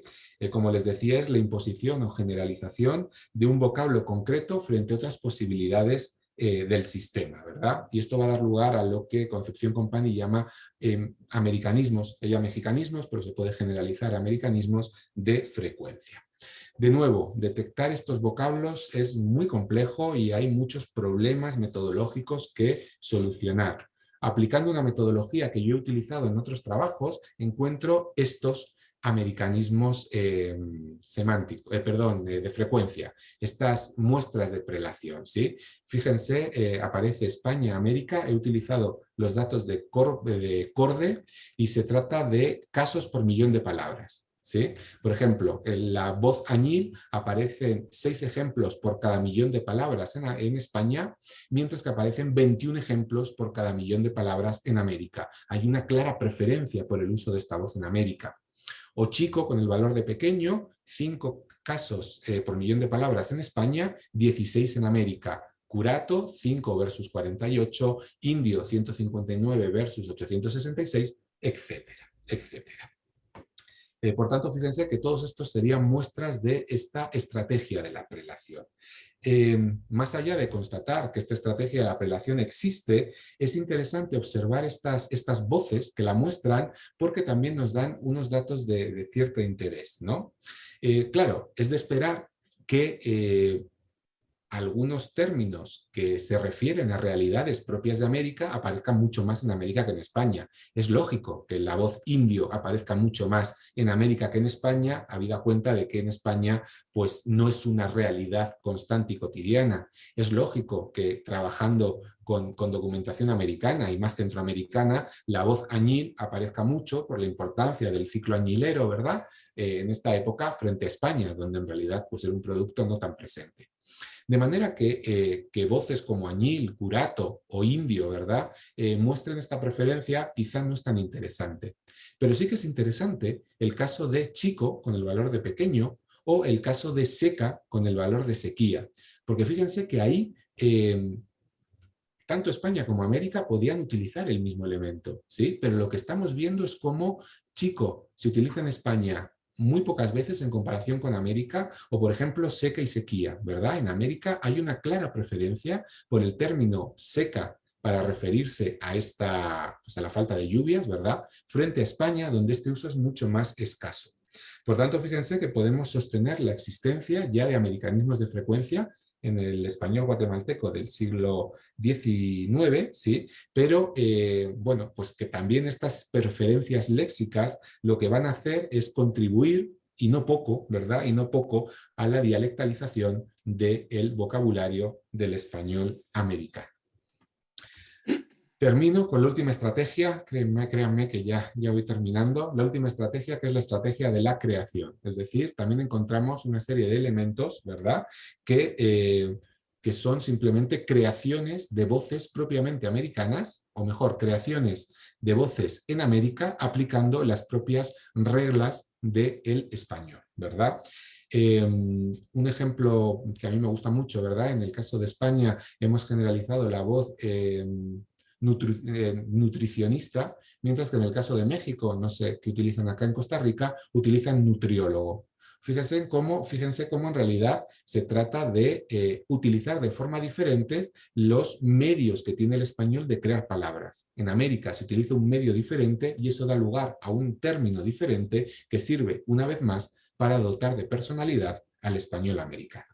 En el caso del corpus es la estrategia más escasamente representada, aparecen muy poquitos ejemplos, y lo que he hecho ha sido analizar estas voces según los corpus, ver si estas voces solo se utilizan en América, en Corde, en Cordiam y en el léxico hispanoamericano de Boyd Bowman, y también según la lexicografía. Ver si en el nuevo tesoro lexicográfico de la lengua española estas voces aparecen como voces americanas, ¿sí? También he utilizado mi propia conciencia lingüística, si son voces que yo conozco y utilizo o voces que yo no utilizo, ¿no? Comparando, considerando que yo represento el español de España. ¿Qué encuentro? Por un lado, calderetería. Apunto ahí palabra de autor, sé que no, porque hace precisamente un rato me ha escrito una compañera de la Universidad Autónoma de Madrid diciendo que aparece en un diccionario específico como voz americana, ¿sí? Por tanto, no es una palabra que se hayan inventado en el texto, hasta este momento yo no sabía, pero me interesan más las otras, ¿verdad? Enterciador, funestidad o poquitero, que son voces que aparecen solo en fuentes americanas y por tanto, si son voces que solo se utilizan en América, son voces que también sirven para dialectalizar, para dotar de personalidad al español de América y en este caso al español de Guatemala desde el siglo XIX, en este caso desde los últimos años del periodo colonial. Y llego ya a las conclusiones, créanme que ya termino rápidamente. ¿Sí? Rápidamente. En fin, simplemente voy a retomar todo lo que he dicho hasta el momento rápidamente para no robar tiempo por si hubiera debates. ¿Sí? En primer lugar, si nuestro propósito era saber si ya había procesos de americanización en el español guatemalteco del siglo XIX, el análisis de este texto específico nos demuestra que sí. Nos demuestra que ya existían estos procesos, porque ya encontramos estrategias de americanización, encontramos, por tanto, voces diatópicamente marcadas, voces que han experimentado esta estrategia y que, por tanto, podemos considerar americanismos, en algunos casos incluso guatemaltequismos, ¿verdad? Y también hemos demostrado que hay conciencia del proceso, que el propio autor que está escribiendo el texto es consciente de que estas voces son voces propias de su variedad lingüística y no del español general. También ha quedado claro que se utilizan las 4 estrategias, ¿verdad? Las 4 estrategias, cosa esperable, pero bueno, en fin, también había que demostrarlo. Ahí están, hay ejemplos de incorporación, de modificación, de prelación y de creación. Pero si se fijan, dentro de estas 4 hay un claro predominio cuantitativo de las 2 primeras. Esto es lo que a mí me lleva a considerar la incorporación y modificación como estrategias primarias de americanización y la prelación y creación como estrategias secundarias. claramente este texto avala esta idea de estrategias primarias y secundarias. Por otro lado, ¿cuáles son bueno, encontramos unos resultados esperables de estas estrategias primarias, ¿verdad? Es decir, no nos sorprende los orígenes etimológicos, no nos sorprende la presencia de estas estrategias en numerosos campos nacionales, porque eso mismo pasa en otros textos, otros ensayos ilustrados y otros trabajos que se ocupan del español centroamericano del siglo XVIII y XIX. Es decir, no nos sorprende lo que encontramos en este texto porque encaja muy bien con lo que ya sabíamos sobre estos procesos de americanización en Centroamérica. Por tanto, esto sería simplemente algo que refuerza las conclusiones a las que habíamos llegado en trabajos previos. En cuanto a la configuración léxica, ya les he dicho que hay un reparto muy similar de las dos estrategias, de estas dos estrategias primarias, 47-53, prácticamente 50-50, y esto tiene que ver con el nivel socioeducacional del autor y la tipología del texto. Es decir, aunque puede parecer sorprendente que no haya demasiados indigenismos en el español de Guatemala, eso tiene que ver, repito, con cierto afán purista en un texto extremadamente culto que es lo que representa este autor y esta obra específica. Por tanto, fíjense cómo la tipología textual y el nivel socioeducacional del autor nos explica los resultados. Y también lo que decía antes, la configuración léxica diferencial según el campo nocional. Es decir, no todos los campos nacionales se comportan igual y estas diferencias no son caprichosas. Son diferencias que se explican a la luz de procesos históricos. Por último, en cuanto a los otros procedimientos de americanización, también se dan, también aparecen en la Guatemala tardocolonial, pero su presencia es cuantitativamente mucho más escasa. Tanto la prelación como la creación resultan muchísimo más escasos, al menos en este texto. Habría que analizar en mayor documentación. Por tanto, en definitiva, lo que podemos decir es que para los inicios del siglo XIX, la variedad guatemalteca de la lengua española ya ha experimentado ciertos procesos de americanización léxica que la personalizan como tal frente a otras realidades dialectales del mundo hispánico. Esto no puede sorprender, porque evidentemente estos procesos que lo que buscan es hablar de la realidad americana comienzan desde muy pronto, ¿verdad?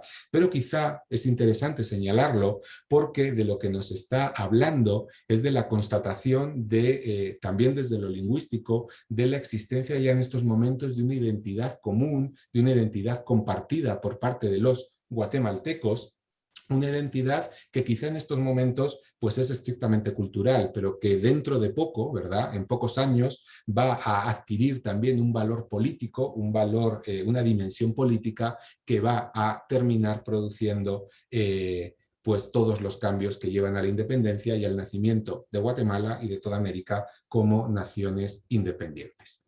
Y esto es todo. Muchísimas gracias. Muchísimas gracias, José Luis. Bueno, podemos tomar un espacio para escuchar comentarios, observaciones, preguntas que ustedes tengan también para el expositor.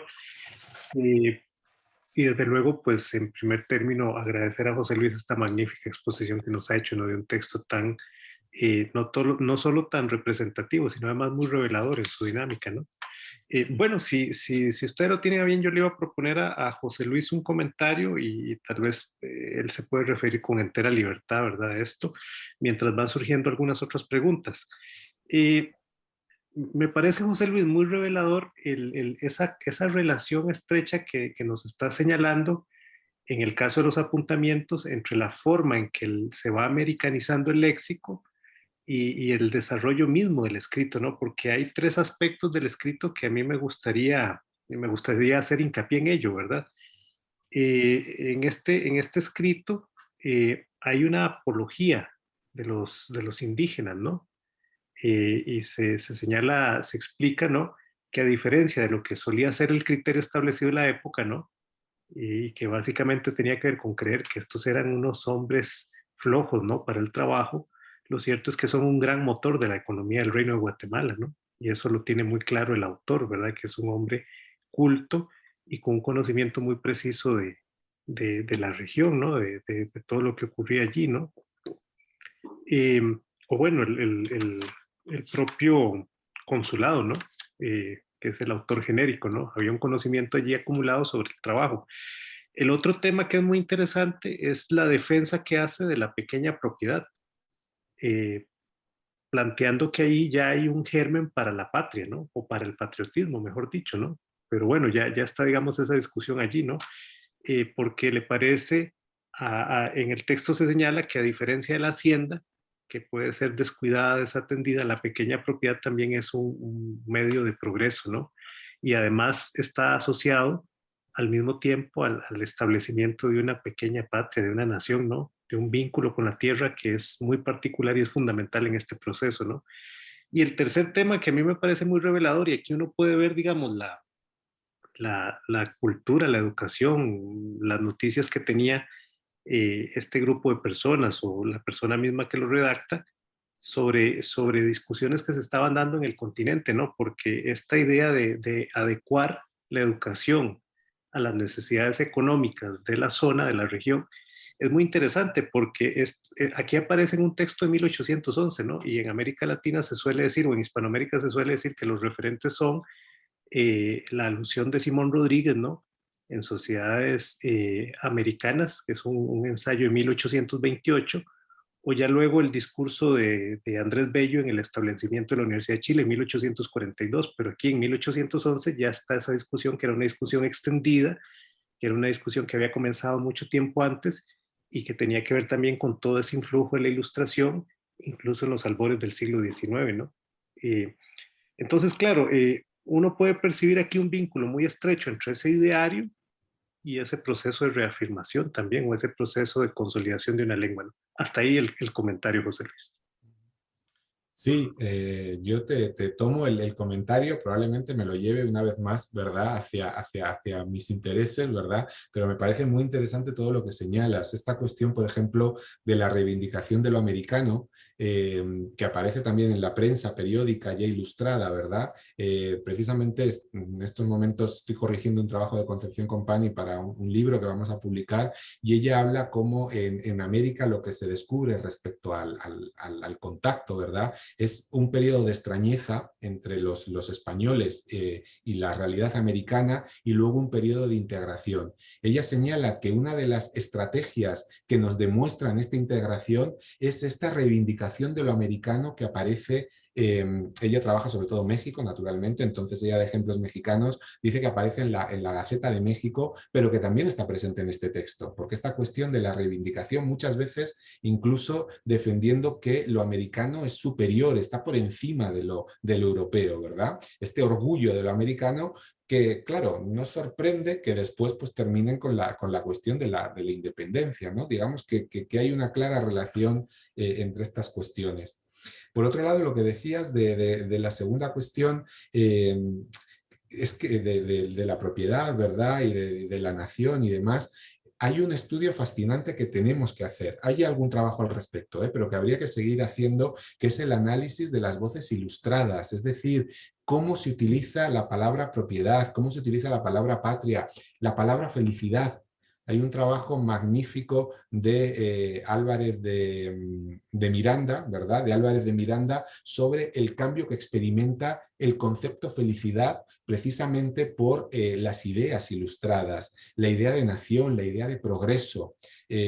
Bueno, repito, hay algún trabajo, es más, creo que lo tengo citado en la bibliografía de BIM, pero me parece que todavía queda mucho por analizar y ver en realidad si hay especificidades centroamericanas o si usaban siguiendo lo que era el canon y las ideas ilustradas. Me parece que por ahí también hay una cuestión de análisis muy interesante.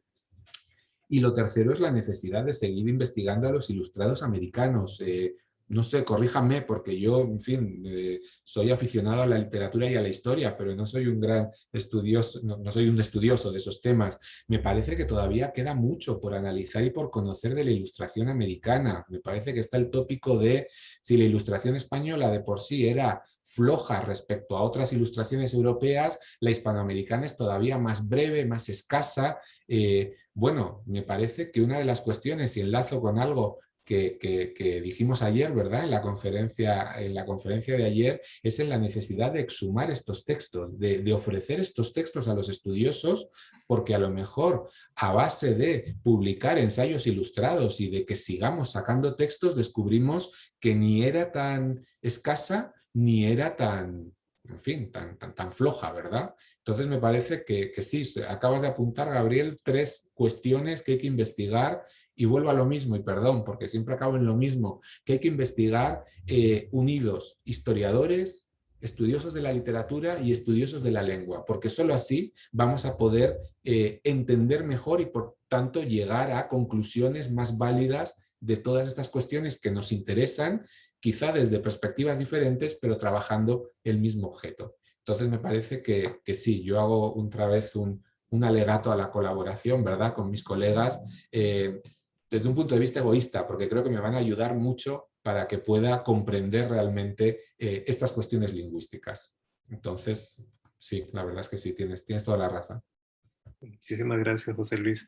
Bueno, podemos abrir el espacio. No sé si alguno de ustedes quisiera hacer algún comentario, alguna pregunta, ¿no?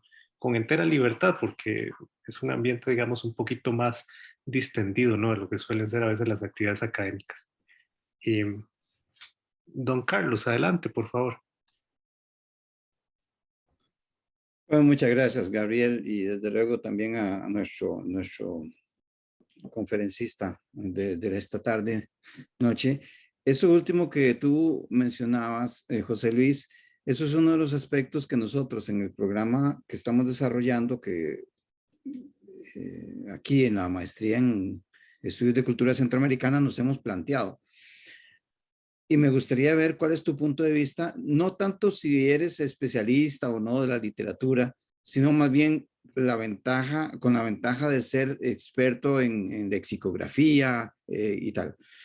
Y es el hecho de que se sigue discutiendo sobre el momento en que se puede hablar de una especie de fundación o por lo menos de proyecto de fundación de una literatura.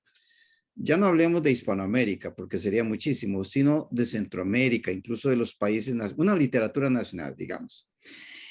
Y entre esas discusiones salta a la vista el que los escritores de entonces no solamente pertenecían a las élites adineradas, poderosas y desde luego intelectuales, sino que además producían un tipo de literatura con claros modelos peninsulares, evidentemente, principalmente neoclásicos.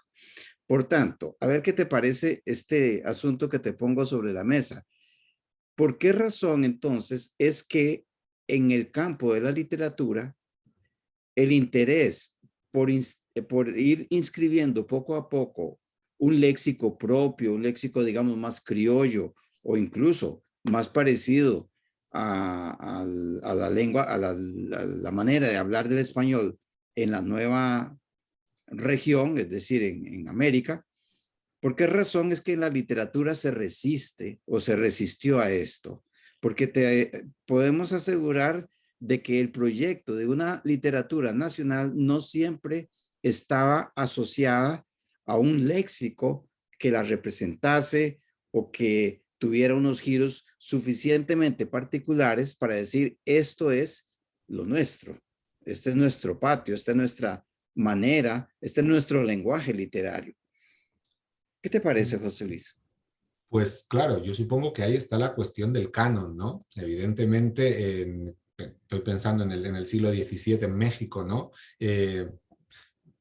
Por un lado, evidentemente, Sor Juana va a escribir como escribe porque está siguiendo unos modelos que son los modelos de prestigio de esa época. Ahora bien, yo no sé qué pensaría un mexicano, y estoy pensando en amigos míos sorjuanistas, si les decimos que Sor Juana no pertenece a la literatura mexicana o que en realidad no se puede interpretar como una cuestión. Entonces, la verdad es que me parece que ahí tendríamos simplemente que definir qué entendemos o de qué manera podemos entender el nacimiento o la incorporación de una obra a la literatura nacional, ¿no? No sé muy bien, la verdad. Me parece que es algo que debería pensar. También también estoy pensando, por ejemplo, en cuestiones como esos restos que conservamos de literatura popular, ¿no? Vuelvo a algo que dije ayer sobre la cuestión de, por ejemplo, esa literatura popular que aparece en los textos de la Inquisición, que aparece ahí precisamente porque la quieren censurar y la quieren hacer desaparecer, ¿no? Y que es una literatura que ya no sigue los cánones, que es una literatura más cercana a lo que probablemente se cantaba y lo tradicional, y que quizá ahí sí que puede aparecer pues algunos fenómenos, ¿no? Estoy pensando los textos que trabajé yo o que edité yo de Guatemala y de Centroamérica, y aparecen cuestiones, creo que lo cité ayer, de Virgen de la Soledad, Madre del Verbo Divino, échame tu bendición que ya me pongo en camino. Eso aparece como una oración heterodoxa, una denuncia, ¿verdad? Porque era una persona poco respetuosa, pero claramente eso es literatura popular. Vuelvo a pensar en el caso de México, el famoso chuchumbé, ¿verdad? Que aparece, se copia ese canto, ¿verdad? Para censurarlo. En la esquina está parado un fraile de la Merced con los hábitos alzados enseñando el chuchumbé, ¿verdad? Y a partir de ahí, quizá ahí podemos encontrar una serie de elementos que se salen del canon y que podrían ser más propios, más específicos. No sé, no sé. Claro, si alguien quiere buscar la lengua propiamente mexicana en Sor Juana, pues se va a llevar un disgusto porque no va a encontrar nada. Pero claro, es que Sor Juana está siguiendo los modelos pues gongorinos, ¿verdad? Y entonces es que no le interesa representar lo propio. Pero tenemos que considerar que solo la representación de lo propio nos permite introducir a un autor en la literatura nacional. No sé, la verdad es que no sé. Sí, claro, pero tú crees que, por ejemplo, se podría, como una manera de aproximarse al problema, se podría empezar para estudiar esa literatura que se supone nueva, fundacional, novedosa, como tú quieras, se podría empezar por el estudio léxico de los textos literarios. Yo creo que dado que la literatura es lengua, ¿verdad? Es la materia prima, es la lengua, deberíamos comenzar por el estudio de la lengua. Eh, Vuelvo a lo mismo, es que no sé muy bien cuál es el criterio que podemos utilizar para no sé, la verdad, no sé. Porque estoy pensando en el caso del léxico que me señalas, ¿verdad? Y he dicho, claro, Sor Juana, pues no vas a encontrar léxico mexicano. Claro, estoy pensando ahora, no lo vas a encontrar en el Primero Sueño, ¿verdad? Pero si te pones a leer los villancicos, Eso donde es. además se imita el habla de negros, se imita el habla de indios, que es cierto que también son cuestiones que estaban muy, era una cuestión muy literaria, eran unos tópicos literarios muy estilizados y muchos de ellos venían de España, pero probablemente ahí empiecen a reflejarse cierta observación de lo que es la realidad propiamente americana, sobre todo en el caso de la lengua de indios, porque la lengua de negros, sí, ciertamente esa viene de España. La lengua de indios es una cuestión como más propiamente americana.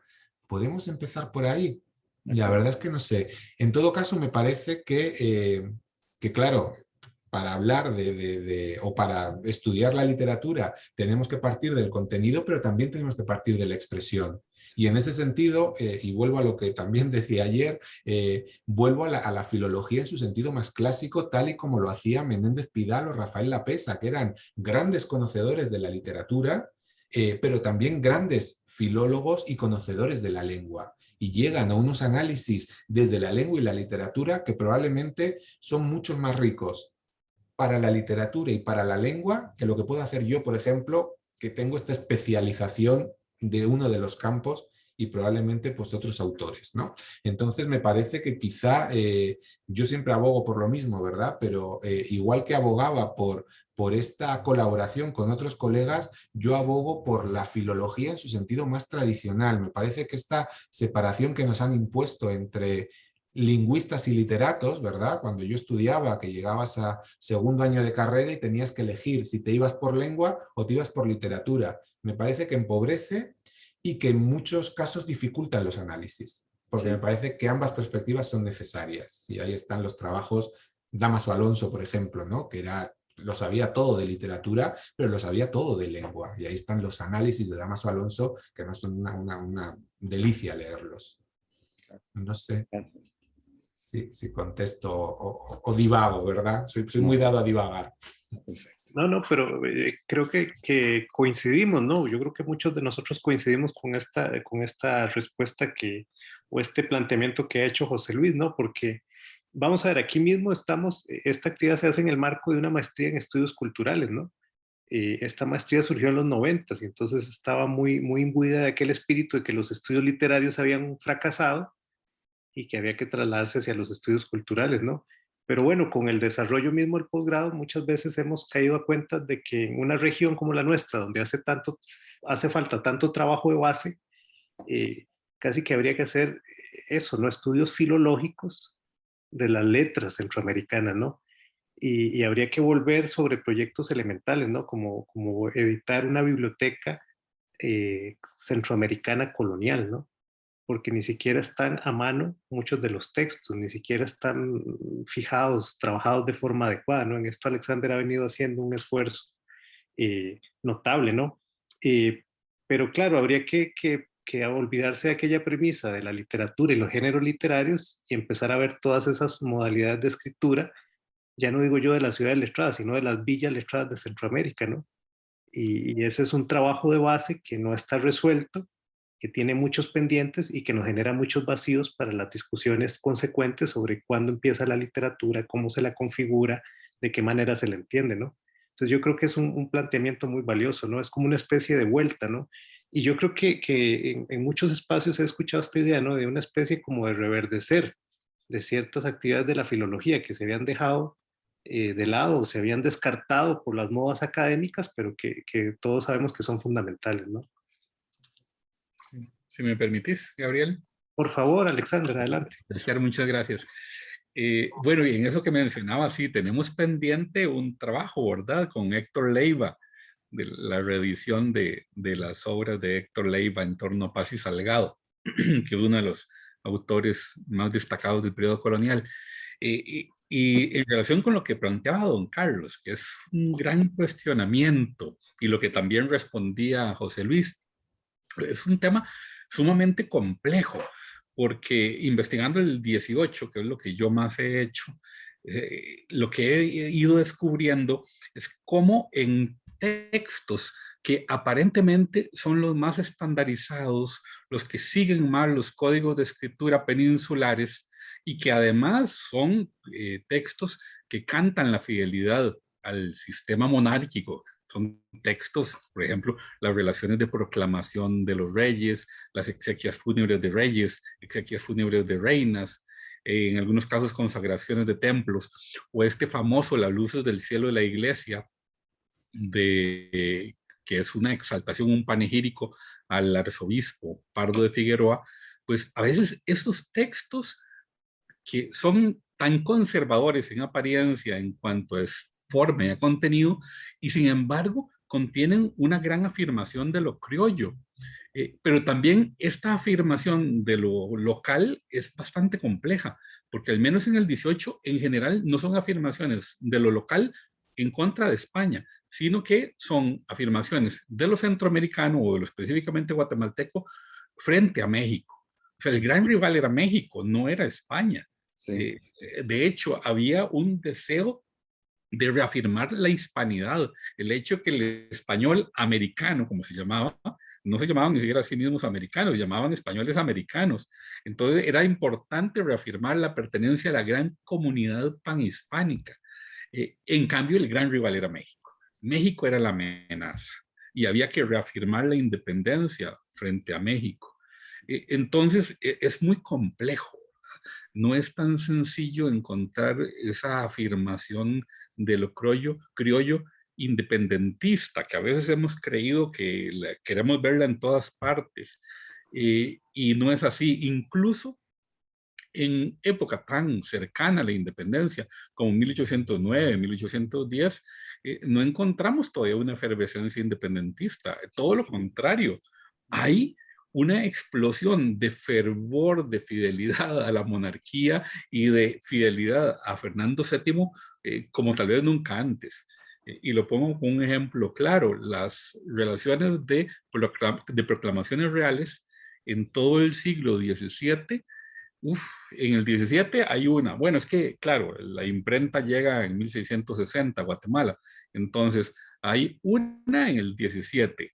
De la primera sería de Carlos II, la primera que aparece. Luego, en el 18, hay una para Felipe V, hay una para Fernando VI, hay dos para Carlos III, una de Carlos III, dos de Carlos IV, y de pronto, para el peor de todos los reyes, para Fernando VII, hay como 7. O sea, hay una explosión de fervor y ya no solo las relaciones oficiales, sino que también hay relación de proclamación de los comerciantes de Guatemala, hay una en Tapachula, hay de los estudiantes de la universidad. Y el léxico de fidelidad es hiperbólico, como nunca antes, porque todo el sistema está amenazado, obviamente, por la invasión napoleónica. Pero entonces esto, y luego da todo vuelta muy rápido, porque estos grandes monárquicos de 1809, de 1810, van a estar firmando el Acta de la Independencia 10 años después. Entonces es una época bastante ambigua, bastante fluida, bastante líquida, diríamos ahora, en la que los lenguajes de afirmación criolla y de fidelidad a la monarquía hispánica se suceden en una misma pluma, incluso. Pero bueno, ya me estoy extendiendo mucho.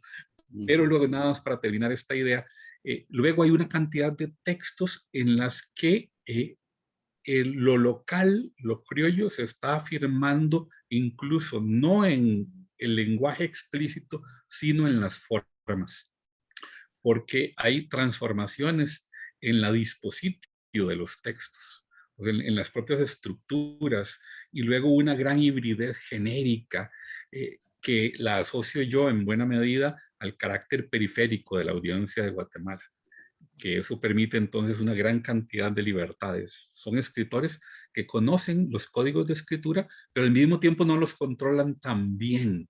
En Costa Rica es el caso ya extremo. Y entonces eso les da unas grandes libertades en cuanto a la estructura en sí de los textos.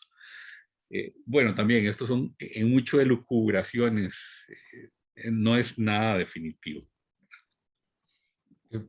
Muchísimas gracias, Alexander. José Luis, por favor. Sí, si me permiten, porque estaba pensando en lo que me había preguntado antes don Carlos. Se suele decir que el español piensa bien, pero piensa tarde, ¿no? Entonces ahora, conforme lo estaba pensando, se me está ocurriendo. Claro, quizá con esta idea que tenía yo, al menos yo, ¿verdad?, de que las obras siguen el canon, entonces tampoco me he centrado a estudiar la literatura, y quizá cuando vaya a leer la literatura, ¿verdad?, pues encuentre otras cuestiones. Pero claro, estaba pensando ahora, don Carlos, quizá el léxico es fácilmente controlable, en el sentido de que es muy fácil que un autor se dé cuenta de si va a utilizar una palabra u otra.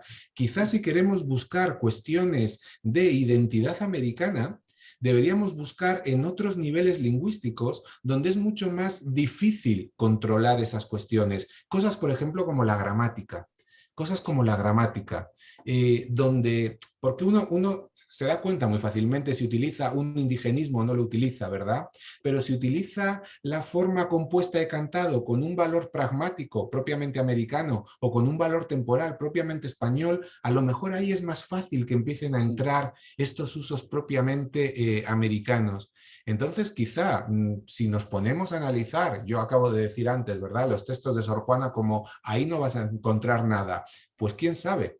A lo mejor si nos ponemos a analizar una serie de textos desde esta perspectiva, empezamos a encontrar usos propiamente americanos que pasan desapercibidos para el hablante. Porque me parece que, repito lo que estaba diciendo, ¿verdad? El léxico es fácil controlarlo y pretender ser más local o menos local. Pero la gramática, que también tiene sus propios rasgos específicos, es mucho más difícil. Tienes que tener un conocimiento y un control del idioma mucho mayor para poder ocultar esos rasgos de identidad lingüística. Entonces, quizá deberíamos analizar eso. Se me ocurre, ¿eh? pero repito, no lo he hecho nunca, pero a lo mejor nos llevamos una sorpresa. Sí. Bueno, pues muy bien. Bueno, no sé si no nos queda ninguna otra pregunta que atender o comentario, pues yo agradecería desde luego en primer término a José Luis por esta estupenda exposición que nos ha hecho. Y bueno, les agradecería a todos ustedes el habernos acompañado, el haber tomado un rato de la tarde para compartir este espacio de discusión académica, ¿no? Bueno, no les digo más para no demorarlos, ¿no? Solo quisiera recordarles que mañana tenemos una segunda conferencia, mañana miércoles 20 de octubre a las 5 de la tarde. Esta conferencia se titula La edición de documentos lingüísticos centroamericanos, algunas reflexiones a partir de un caso práctico. Entonces ya José Luis nos va a hablar también sobre esta labor suya, que es una labor fundamental. Recuerden, por favor, que la conferencia de mañana va a ser presencial, se va a realizar de forma presencial en el auditorio de la Facultad de Filosofía y Letras. Pueden acceder o pueden ingresar a la universidad académicos, funcionarios, ¿no? Académicos, personal académico, lamentablemente todavía no estudiantes, eso es algo que yo tenía la esperanza, ¿no? De que ya hubiéramos superado, pero bueno, hay que esperar un poco más, ¿no? Sí que la pueden seguir los estudiantes y el público en general mediante YouTube, se va a transmitir en directo a través del canal de la Escuela de Literatura y Ciencias del Lenguaje, Universidad Nacional. Entonces basta con buscarlo allí y pueden ustedes también tomar parte de la discusión de este miércoles. Desde luego allí también vamos a recoger preguntas, comentarios que le vamos a trasladar a José Luis. Bueno, les agradezco a todos ustedes la atención y la bondad. Nos veremos mañana, por la mañana en el curso y por la noche en la conferencia, ¿no? Porque a José Luis todavía le queda mucho trabajo por hacer, ¿no? Muchas gracias. Muchísimas